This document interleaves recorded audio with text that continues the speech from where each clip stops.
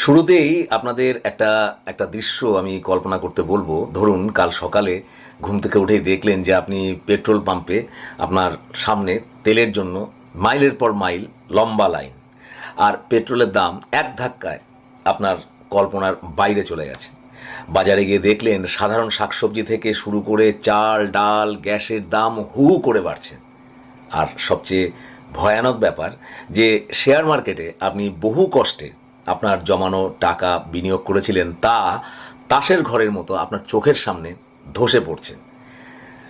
ভাবছেন এটা একটা দুঃস্বপ্ন? একদমই না। আজ এই মুহূর্তে আন্তর্জাতিক রাজনীতির যে ভয়ঙ্কর পরিস্থিতি, তাতে এই দুঃস্বপ্ন খুব শিগগিরই ভারতের সাধারণ মানুষের কাছে রূঢ় বাস্তবে পরিণত হতে পারে। আমেরিকা এবং ইসরায়েল যৌথভাবে ইরানের উপর ভয়াবহ সামরিক হামলা শুরু করেছে, আপনারা জানেন। আর ইরানও তার ভয়াবহ পাল্টা জবাব দিচ্ছে। ইতিমধ্যে আপনারা সকলেই জানেন যে আমেরিকার প্রেসিডেন্ট ডোনাল্ড ট্রাম্প তার নির্দেশে ইরানের সুপ্রিম লিডার আয়াতুল্লাহ আলী খামেইনিকে হত্যা করা হয়েছে। এইসব ঘটনা গোটা বিশ্বকে, বিশেষ করে মধ্যপ্রাচ্যকে এক ভয়াবহ যুদ্ধের দিকে ঠেলে দিয়েছে। কিন্তু আজ আজ আমরা আমেরিকার ক্ষমতা বা ইরানের ক্ষোভ এসব নিয়ে কথা বলবো না। আজ আমরা আমরা কথা বলবো আমাদের দেশ ভারতকে নিয়ে। এই যুদ্ধের ফলে ভারত যে এক মহা ধর্ম সংকটে পড়েছে, শেয়ার মার্কেট থেকে শুরু করে রোজকার বাজারে যে প্রভাব পড়ছে বা পড়তে চলেছে, সাম্প্রতিক ইসরায়েল সফরের ফলাফলে কি হতে চলেছে, এসব নিয়েই আজকের এই ছোট্টখাট্ট একটা বিশ্লেষণ আমি আপনাদের সামনে রাখতে চাই। প্রথমেই আসা যাক ভারতের ধর্ম সংকটটা আসলে কোথায়, সেই প্রশ্নে। কেন ভারত তিন নৌকায় পা দিয়ে চলেছে? কূটনীতির ভাষায় ভারত এখন যেন একটা টান টান দড়ির উপর দিয়ে হাঁটছেন। এক পাশে রয়েছে ইসরায়েল আর অন্য পাশে রয়েছে ইরান। দুটি দেশই ভারতের অত্যন্ত ঘনিষ্ঠ বন্ধু। একদিকে ভাবুন ইসরায়েলের কথা। দশকের পর দশক ধরে ইসরায়েল ভারতের অত্যন্ত বিশ্বস্ত বন্ধু। বালাকট এয়ার স্ট্রাইক বলুন, সন্ত্রাসবাদের বিরুদ্ধে লড়াই বলুন, ইসরায়েল কিন্তু সবসময় ভারতকে আধুনিক অস্ত্র এবং অত্যন্ত জরুরি ইন্টেলিজেন্স বা গুপ্তচর বৃত্তির তথ্য দিয়ে সাহায্য করে এসেছে। এই সম্পর্কের গুরুত্ব এতটাই যে গত 25শে ফেব্রুয়ারি ভারতের প্রধানমন্ত্রী নরেন্দ্র মোদী তৃতীয়বার ক্ষমতায় আসার পর প্রথমবার ইসরায়েল সফরে যান। দুদিনের সফরে প্রধানমন্ত্রী মোদী এবং বেঞ্জামিন নেতানিয়াহুর মধ্যে ভবিষ্যৎ সুরক্ষা এবং উন্নয়নের কথা মাথায় রেখে মোট 27টি অত্যন্ত গুরুত্বপূর্ণ চুক্তি এবং সমঝোতা স্মারক স্বাক্ষরিত হয়েছে। শুধু তাই নয়, ইসরায়েলের কাছ থেকে আধুনিক ডিফেন্স সিস্টেম পেগাসাস, ভারতের নিজস্ব আয়রন ডোম তৈরির মতো প্রতিরক্ষা খাতে বিশাল সাহায্য সবই পাচ্ছে ইসরায়েলের কাছ থেকে। তাই এই মুহূর্তে ইসরায়েলকে কোনোভাবেই ভারত চটাতে পারে না। অন্যদিকে রয়েছে ইরান। ইরানের সাথে ভারতের সম্পর্ক প্রাচীন, ঐতিহাসিক। আপনারা জেনে অবাক হবেন যে গোটা বিশ্ব নয়, বিশ্বের বেশিরভাগ দেশ যখন কাশ্মীর ইস্যুতে ভারতের বিরোধিতা করছিল, বা পাকিস্তান যখন কাশ্মীর নিয়ে গলা ফাটাচ্ছিল, তখন মুসলিম বিশ্বের অন্যতম শক্তিশালী দেশ এই ইরান ভারতের পাশে বুক চিতিয়ে দাঁড়িয়েছিল। শুধু তাই নয়, ইউক্রেন যুদ্ধের সময় ভারত যে যুদ্ধ চলাকালীন এই কিছুদিন আগে ভারত যে সস্তায় রাশিয়া থেকে তেল কিনছিল, সেই তেলও কিন্তু ইরানের মধ্যে দিয়েই ভারতে এসেছে। এছাড়াও পাকিস্তানকে এড়িয়ে আফগানিস্তানের এবং মধ্য এশিয়ায় ঢোকার জন্য ভারত কিন্তু ইরানের বুকেই তৈরি করেছে অত্যন্ত গুরুত্বপূর্ণ চাবাহার বন্দর। চীনের যে ঋণের ফাঁদ, তাকে টেক্কা দিতে এই চাবাহার বন্দরই হলো ভারতের কাছে তুরুপের তাস। এখন আমেরিকা আর ইসরায়েল এই দুই দেশের সঙ্গে ইরানের ভয়াবহ যে যুদ্ধ শুরু হয়েছে, এই যুদ্ধে লাখ টাকার প্রশ্ন হলো এটাই যে ভারত কোন পক্ষ নেবে। যদিও ভারত সৌদি আরবের বিরুদ্ধে ইরানের লাগাতার মিসাইল আক্রমণের বিরুদ্ধে একটা বিবৃতি দিয়েছে, কিন্তু এখনো পর্যন্ত ভারতের বিদেশ মন্ত্রক ইরান, ইসরায়েল, আমেরিকা কার পক্ষে ভারত দাঁড়াচ্ছে তা কিন্তু পরিষ্কার করে বিদেশ মন্ত্রক বলেনি। আসলে ভারত অত্যন্ত বুদ্ধিমত্তার সাথে এখানে ধীরে চলো নীতি অনুসরণ করছে, কারণ কোন পক্ষে ভারত কোন পক্ষে ভারত যাবে বা ভারত বেছে নেবে সেটা কিন্তু এখন সবচেয়ে একটা বড় ধর্ম সংকটের প্রশ্ন। ভারতকে একটু ধীরে চলো নীতি অনুসরণ করতে হবে। এবার এই যুদ্ধের ফলে ভারতের শেয়ার মার্কেট বা অন্যান্য অর্থনীতির উপরে কী কী প্রভাব পড়তে পারে তার একটা ছোটোখাটো একটা ভাবনা আপনাদের সামনে রাখা যেতে পারে। যে প্রথম হচ্ছে তেলের সংকট, শেয়ার মার্কেটে ধস। সবচেয়ে বড় বিপদের নাম হলো এখানে হরমুজ প্রণালী। এটা ইরান আর ওমানের মাঝে অবস্থিত সমুদ্রের একটা সরু রাস্তা। গোটা বিশ্বের মোট অপরিশোধিত তেলের 40% বাণিজ্য এই রাস্তা দিয়েই হয়। আর ভারত তার নিজের প্রয়োজনীয় বা যে অপরিশোধিত তেল তার প্রায় 50% আমদানি করে এই হরমুজ প্রণালী দিয়েই। শোনা যাচ্ছে যে এই যুদ্ধের আবহে ইরান এই রাস্তা বন্ধ করে দিয়েছে, অর্থাৎ ভারতের তেল আমদানির ক্ষেত্রে একটা বড় বিপদ।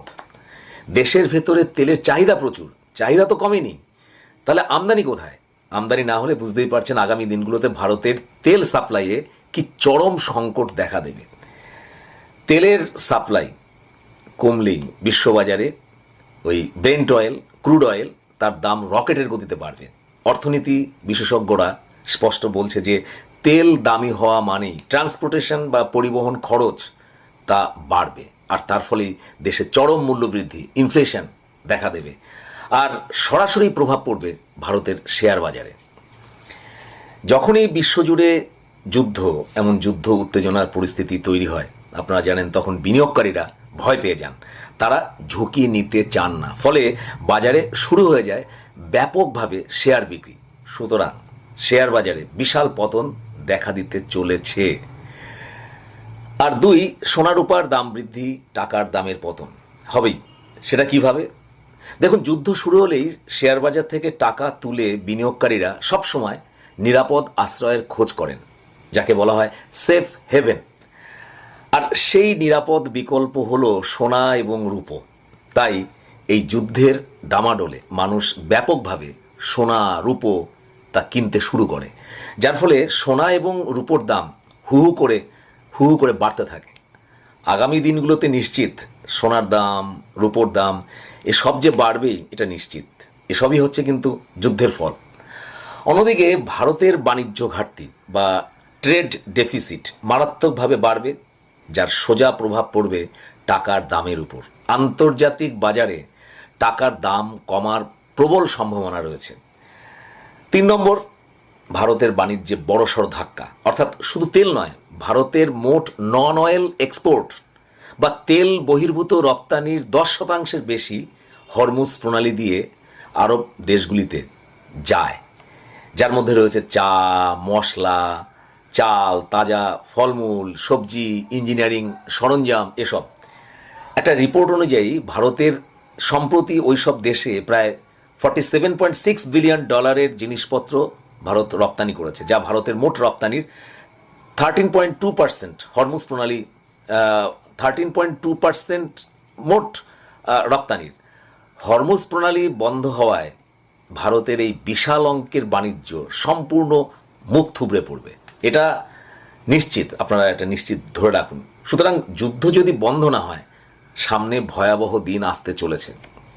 4 নম্বর, চাবাহার বন্দর। সেটা কি? সেটা হাতছাড়া হয়ে যাওয়ার ভয় আছে, ভূ রাজনৈতিক বিপদ আছে। আমেরিকা চাইছে ইরানের বর্তমান যে সরকার তাকে সরিয়ে সেখানে তাদের একটা পুতুল সরকার বা পাপেট রেজিম তা বসাতে চাইছে আমেরিকা। যদি আমেরিকার ইশারায় উঠা বসা করা সেরকম একটা সরকার যদি ইরানে আসে, তবে তারা আমেরিকার নির্দেশেই চলবে, এটা নিশ্চিত। সেক্ষেত্রে ভারত স্বাধীনভাবে কি আর ইরানের চাবাহার বন্দরের ব্যবহার করতে পারবে? কখনো পারবে না। আমেরিকা তো আগে থেকেই চাবাহার বন্দর নিয়ে ভারতকে অর্থনৈতিক একটা নিষেধাজ্ঞার হুমকি দিয়ে রেখেছে। ফলে মধ্য এশিয়ার ভারতের বাণিজ্য বিস্তারের যে স্বপ্ন, সেই স্বপ্ন বড়সড় একটা প্রশ্নের মুখে পড়বেই। 4 নম্বর গেল। 5 নম্বর, ভারতীয় যে প্রবাসী ভারতীয়, তাদের জীবনের ঝুঁকি। মধ্যপ্রাচ্যে এই মুহূর্তে লক্ষ লক্ষ ভারতীয় নাগরিক কাজ করেন। এই যুদ্ধ যদি ইরান, ইসরায়েল এবং আমেরিকার গণ্ডি ছাড়িয়ে গোটা মধ্যপ্রাচ্যে ছড়িয়ে পড়ছেই, তবে সেই সব সাধারণ ভারতীয়দের জীবনের উপর কিন্তু মারাত্মক একটা ঝুঁকি নেমে আসবে। তাছাড়া ফরেন রেমিটেন্স থেকে ভারতের যে আয়টা মানে ভারতের অর্থনীতির পক্ষে একটা মারাত্মক আয়, মানে বড় সড়ো আয়, সেই আয়টা কিন্তু মারাত্মকভাবে সে আয়টা কিন্তু ডাউন হবে। এটা ভারতের অর্থনীতির পক্ষে কিন্তু খুবই খারাপ খবর। এখন প্রশ্ন হলো, এইসব জটিল এবং ভয়ঙ্কর পরিস্থিতিতে ভারতের কি করা উচিত? আন্তর্জাতিক কূটনীতিতে একটা একটা অমোঘ নিয়ম আছে। নিয়মটা হলো যে বন্ধু বা শত্রুর সঙ্গে ভুল বা ঠিক যাই হোক না কেন, শেষ কথা কিন্তু জাতীয় স্বার্থ, ন্যাশনাল ইন্টারেস্ট। ভারতের একমাত্র লক্ষ্য হওয়া উচিত নিজের দেশের স্বার্থ রক্ষা করা, জ্বালানির চাহিদা মেটানো এবং দেশের মানুষের নিরাপত্তা নিশ্চিত করা। এ প্রসঙ্গে যেসব বিষয়ে ভারত আশু ব্যবস্থা নেবে বলে মনে করা হচ্ছে সেগুলি হলো এই রকম, মানে যারা কূটনীতি বিশেষজ্ঞ তারা বলছেন, প্রথমত ভারসাম্য এবং নিরপেক্ষতা বজায় রাখা, স্ট্র্যাটেজিক অটোনমি যেটাকে বলা হয়। ভারত ইতিমধ্যেই একটা ধীরে চলো নীতি গ্রহণ করেছে। ভারতের বিদেশ মন্ত্রকের মুখপাত্র রণধীর জয়সওয়াল তিনি স্পষ্ট জানিয়েছেন যে ভারত এই ঘটনায় উদ্বিগ্ন, সমস্ত দিকের উপর ভারত নজর রাখছে এবং সব পক্ষের কাছে ভারত সংযম বজায় রাখার আবেদন করছে। ভারতকে এই নিরপেক্ষতার দড়ির উপর দিয়ে কিন্তু হাঁটতে হবে। দ্বিতীয়ত, ভারতের যা করা উচিত, হেক্সাগন জোট থেকে দূরত্বে থাকা। মোদি যখন ইসরায়েল সফরে ছিলেন ঠিক সেই সময় ইসরায়েলের প্রধানমন্ত্রী বেঞ্জামিন নেতানিয়াহু তিনি একটা নতুন হেক্সাগন অ্যালায়েন্স বা ষড়ভুজ জোট তৈরি করার একটা কথা তিনি মোদির সামনে বলেছেন। তিনি চাইছেন যে ভারত, গ্রিস, সাইপ্রাসের মতো দেশগুলো মিলে একটা কট্টরপন্থী যে গোষ্ঠীগুলো আছে, যেমন ধরুন হামাস, হিজবুল্লাহ, এদের বিরুদ্ধে রুখে দাঁড়ানোর জন্য একটা ষড়ভুজ এরকম একটা জোট তৈরি করা দরকার বলে বেঞ্জামিন নেতানিয়াহু বলেছেন। তা ভারত যদি সত্যি এই হেক্সাগন জোটের সদস্য হয়ে যায় তবে ভারতের অবস্থান কিন্তু একদম স্পষ্ট হয়ে যাবে এবং বিশ্বজুড়ে ইসলাম প্রধান দেশগুলো ভারতের দিক থেকে মুখ ফিরিয়ে নেবে এবং সেটা ভারতের পক্ষে মোটেই সুখের ব্যাপার হবে না। তাই এই মুহূর্তে এই ধরনের কোনো সরাসরি সামরিক বা কট্টরপন্থী বিরোধী জোটে অংশ নেওয়া থেকে ভারতের বিরত থাকা উচিত বলে কূটনৈতিক বিশেষজ্ঞরা মনে করছে।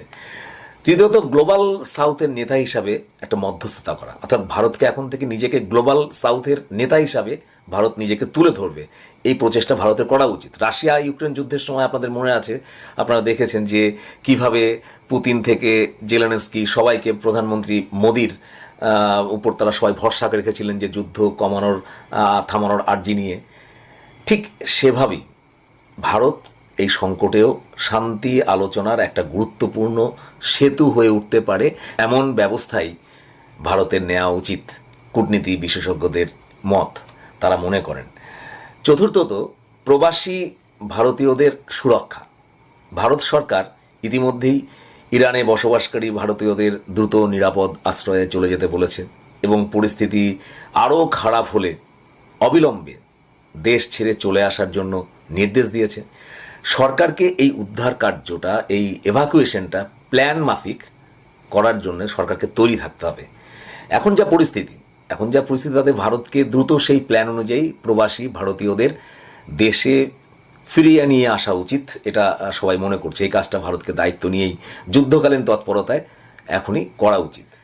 পরিশেষে বলবো, এই যুদ্ধ শুধু আমেরিকা, ইসরায়েল ভার্সেস ইরান, এদের মধ্যে পরস্পরের মধ্যে মিসাইল ছোড়া, এয়ার রেড বা অ্যাটাক করা ইত্যাদি কিন্তু ধ্বংসাত্মক কার্য এই যুদ্ধ নয়। এই যুদ্ধ আসলে হলো একটা গ্লোবাল পাওয়ার গেম, যা আসলে হলো বিশ্ব অর্থনীতি দখলের লড়াই। এই যুদ্ধের ফলে তৃতীয় বিশ্বযুদ্ধ লেগে যাওয়ার প্রবল একটা সম্ভাবনা তৈরি হয়েছে, তা কিন্তু কখনোই অস্বীকার করা যায় না। আর এই যুদ্ধ আমাদের রোজগার, আমাদের বাজার, আমাদের জমানো টাকা সব কিছুকে সরাসরি আঘাত করতে পারে। আমরা এক ঐতিহাসিক সন্ধিক্ষণে দাঁড়িয়ে আছি। ভারতের কূটনীতি এখন কোন খাতে বয়ে চলে, ভারত সরকার কিভাবে দেশের অর্থনীতি এবং দেশের বাজার, শেয়ার বাজার এসব পতনের হাত থেকে কিভাবে বাঁচায়, সেটাই এখন দেখার। আপনিও তৈরি থাকুন, আপনি সতর্ক থাকুন, নজর রাখুন খবরের পাতায়। আজকের বিশ্লেষণ এখানেই শেষ করছি। দেখা হবে নতুন কোনো ভিডিওতে। ভালো থাকুন। নমস্কার।